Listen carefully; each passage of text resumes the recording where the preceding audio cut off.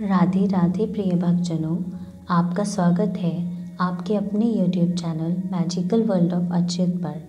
आज हम इस वीडियो में राजा शतक्रतु के महर्षि दधीचि का सर काटने की कथा सुनेंगे। हिमालय के आसपास दूर दूर तक देवभूमि फैली हुई थी। यहाँ देवदार और केदार के वन थे, हरी घास के मैदान थे, अखरोट, बादाम, सेब और अंगूर के बाग बगीचे थे। गायों और भेड़ों के रेवड़ चरते थे। सब लोग आपस में मिलजुल कर रहते थे, खाते पीते और नाचते गाते थे। देवभूमि का राजा था शतक्रतु। उन्हीं दिनों ऋषि दधीचि तपोवन में तप कर रहे थे। शतक्रतु उनके पास आया, ऋषि को प्रणाम किया और कहा, आज मैं बहुत आशा के साथ आपके पास कुछ मांगने आया हूँ। ठीक है, बताओ क्या चाहते हो। दधीचि ऋषि मुस्कुराए। ऋषिवर, मैं देवभूमि का राजा शतक्रतु हूँ। आप सबसे बड़े ज्ञानी हैं, मुझे ब्रह्म का रहस्य समझा दीजिए। ऋषि दधीचि ने शतक्रतु के बारे में बहुत कुछ सुना था। वह जानते थे कि वह बहुत बली और धनी है। अपनी इच्छाएं पूरी करने के लिए छल कपट का सहारा भी लेता है। लेकिन वह शतक्रतु को वचन दे चुके थे कि जो कुछ वह मांगेगा उसे देंगे। ऋषि दधीचि ने उसे ज्ञान दिया, लेकिन यह भी कहा, किसी राजा को हमेशा मौज मस्ती में नहीं डूबे रहना चाहिए।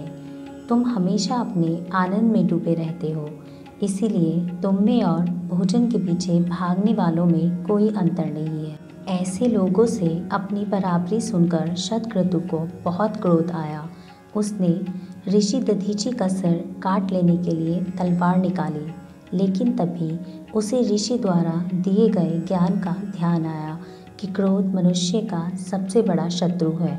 क्रोध को मन में दबाकर उसने कहा, इस समय तो मैं छोड़ देता हूँ, लेकिन यदि रहस्य तुमने किसी और को बता दिया कि तुमने मुझे ज्ञान दिया है, तो मैं तुम्हारा सर धड़ से अलग कर दूँगा। उसकी बात सुनकर ऋषि दधीचि ने ऐसे दिखाया जैसे कुछ सुना ही नहीं। शतक्रतु वहाँ से चला गया। कुछ समय पश्चात अश्विनी कुमार ऋषि दधीचि के पास पहुँचे। वे बहुत मशहूर वैद्य थे, हमेशा लोगों की सेवा में लगे रहते थे। अपने घोड़ों पर सवार हो वे गांव-गांव जाते, रोगियों का इलाज करते। उन्होंने भी ऋषि दधीचि से आकर प्रार्थना की कि वह उन्हें ज्ञान दे। ऋषि दधीचि ने अपनी असमर्थता दिखाई, शतक्रतु की धमकी वाली बात बता दी। उनकी बात सुनकर अश्विनी कुमार बोले, आप उसकी चिंता मत करें। यदि वह आपका सिर काट भी देगा तो हम उसे फिर से जोड़ देंगे। यह सुनकर महर्षि दधीचि उन्हें उपदेश देने को तैयार हो गए। अश्विनी कुमार ने कहा, शतक्रतु दुष्ट है, हो सकता है वह आपके सर को काटकर अपने साथ ले जाए, इसलिए इसका उपाय हम पहले से कर लेंगे। उन्होंने अचेत करके महर्षि दधीचि का सिर अलग करके सुरक्षित रख लिया, फिर एक नकली सिर जोड़ दिया। इसके बाद महर्षि दधीचि ने अश्विनी कुमार को उपदेश दिया। यह बात जल्दी ही शतक्रतु को पता चल गई। वह क्रोधित होते हुए महर्षि दधीचि के पास पहुंचा।